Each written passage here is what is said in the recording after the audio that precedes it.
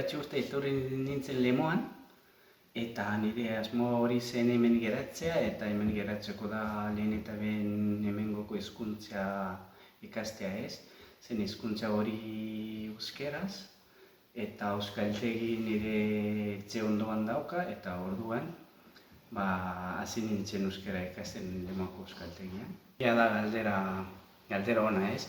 Bai, hemen euskaltegian joan nintzenen ez nekien hori euskeraz eta ni gazteleraz.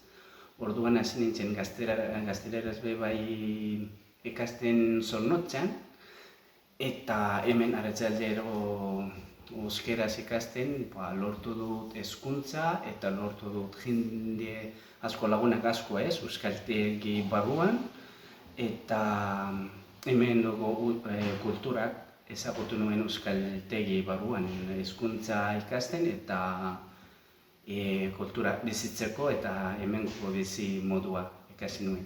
Euskara eman dio gauza asko ez, lehen esan dute hori laguna, eta ate baria zabaldu dute lan egiten ari naiz lana, eta euskaragatik daukat lagunak eta lanean bai arrastosuna ez, hori laguntzen da asko euskaragatik, eta esaten dut beti hori ate bari bat zabaldu dute nirentzat.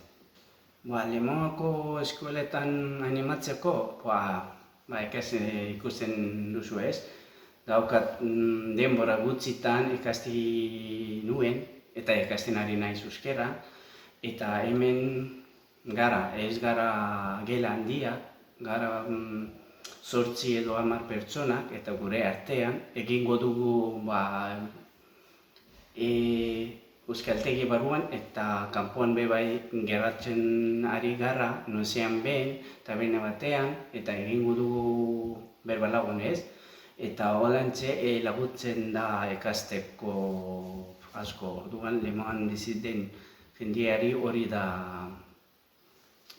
oso ona, idea ona. Lemoakoak gara eta Lemoan bertan ikasten ari gara euskaltegian, euskaltegitik kanpoan ikasi behar da, taberna batean edo beste leku batean elkartuko gara, eta orain holantxe berba egiten ikasten ari gara.